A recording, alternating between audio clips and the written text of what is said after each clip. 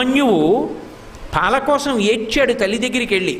పాపం ఆవిడ మహాపేదరాలు, పిల్లలందరూ ఆవు పాలు తాగుతున్నారు. నువ్వు పేదవాడివి, నీకు తండ్రి లేడు, నీకు పాలు ఎక్కడివిరా అన్నారు. తల్లిని వెళ్ళి అడిగాడు, అమ్మా నాకు పాలు ఉండవా అమ్మా అని అడిగాడు.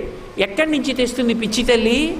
ఆవిడ పాలు లేవు అని చెప్పలేక బియ్యపు పిండి నీళ్లలో కలిపి ఇచ్చింది తాగరా అని. పిల్లవాడు తెలియక నీళ్లు పట్టుకొని పరిగెత్తుకుంటూ మిత్రుల దగ్గరికి వెళ్ళాడు. సాటి పిల్లల దగ్గరికి వెళ్ళి, ఇదిగో పాలు, ఆవు పాలు మా అమ్మ నాకు కూడా ఇచ్చిందన్నాడు. వాళ్ళు వాసన చూసన్నారు, ఇవి ఆవు పాలు కావు, మీ అమ్మ నిన్ను మోసం చేయడానికి వరిపిండి నీళ్ళు ఇచ్చిందన్నారు. ఏడుస్తూ వెళ్ళి, అమ్మ నాకు ఆవు పాలు లేవా, నాకు నాన్నగారు లేరా అన్నాడు. ఎవడు చెప్పాడురా నీకు నాన్నగారు లేరని? లోకములకంతటికీ తండ్రి శంకరుడు, ఉన్నాడు మీ నాన్న.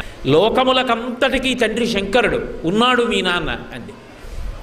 అయితే ఎలా కనపడతాడన్నాడు. వెళ్ళి తపస్సు చేయి, ఆయన కనపడతాడంది. బాలభక్తి. వెళ్ళి పరమశివుడి గురించి తపస్సు చేశాడు.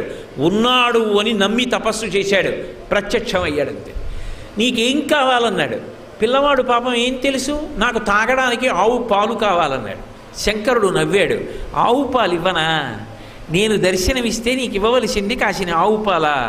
నువ్వు నన్ను అడిగావు కాబట్టి పాల సముద్రాన్ని సృష్టిస్తున్నానని క్షీరసాగరాన్ని సృష్టించాడు ఉపమన్యువు కోసం.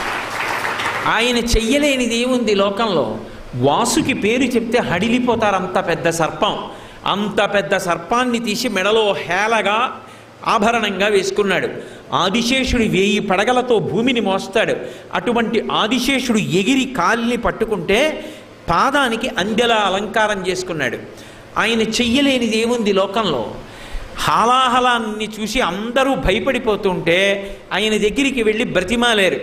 అందరూ హాలాహలం తరువుకొచ్చేస్తోంది, కాల్చేస్తోంది అని భయపడి చని కైలాసముజొచ్చి శంకరుడి వాసద్వారముంజేరి ఈశుని దవ్వారికులు అడ్డుపడ్డ తలమంచుంజొచ్చి కుయ్యో ముర్రో విను మాలింపుము చిత్తగింపుము దయన్ వీక్షింపుమన్ చంబుజానన ముఖ్యుల్కని రక్తరక్షణ కళా సంరంభునిన్ శంభునిన్ అంటారు పోతన గారు. వెళ్ళి కైలాసానికి, శంకరా నువ్వు తప్ప మమ్మల్ని ఎవరు కాపాడతారు, స్వామి రక్షించన్నారు. అనేటప్పటికి బయటికి వచ్చి, పరహితము చేయునెవ్వడు పరమహితుండగును భూత పంచకమునకున్ పరహితమే పరమధర్మము పరహితునకు నిదురులేదు పర్వేందుముఖి అంటూ హాలాహలాన్ని దేవతల కోసం పుచ్చుకున్నాడు. ఆయన చెయ్యలేనిది